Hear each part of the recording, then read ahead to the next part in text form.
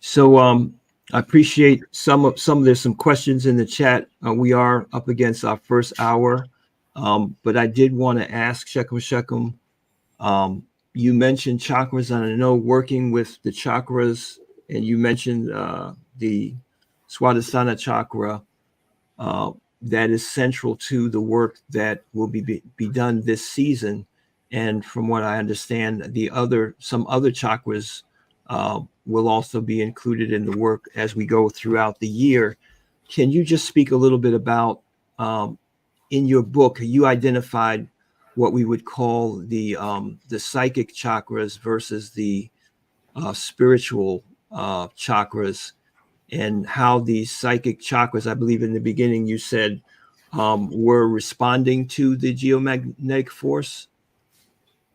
Well, the reference to the geomagnetic force was to let you understand that is the winter solstice and the winter months work, and the spring work is not based on the seasons. You see that? It's not driven by weather or seasonal. It is a geomagnetic force that operates not only on an annual level, but operates in a 12-year cycle period, 24-hour cycle, a monthly cycle, where the same, qualities cycle throughout these different periods. You see that? Mm-hmm. Okay? So the thing, though, is that people have to realize, that the work that we are doing for, during this period, December 20th to March the 3rd, you see that, is to lay the foundation for our success throughout the year. You see that? If people do it the right way, they may not have to do, the other, meditation that come up. You see that?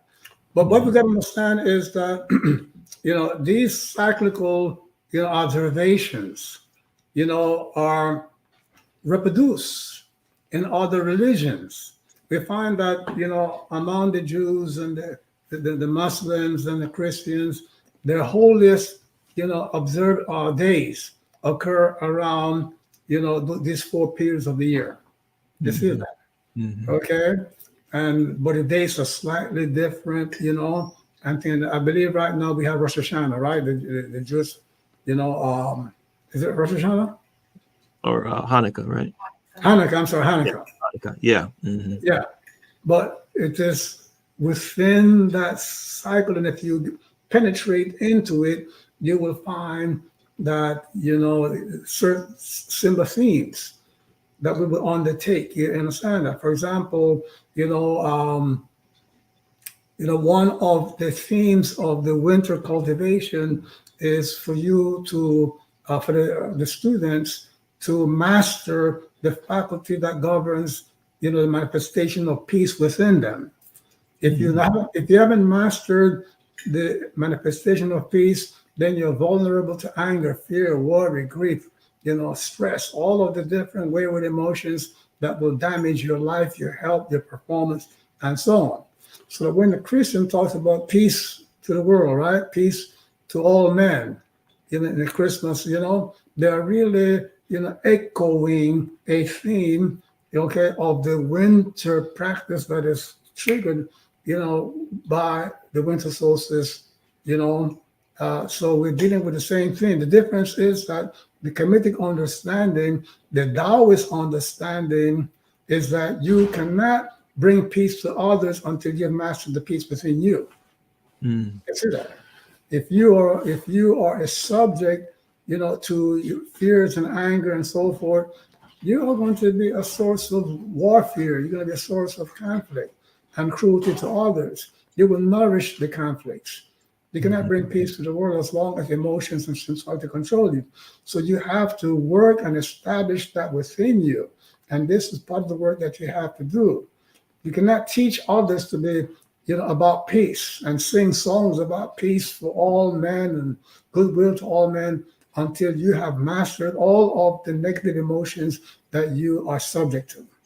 Because, any negative emotion will eventually make you, betray, your lower human nature. Mhm. You see that? Mhm.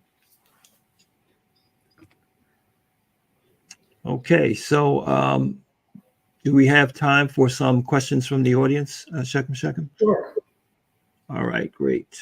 So, we have someone who chimed in on what you said about Guyana. That's actually in Guyana right now.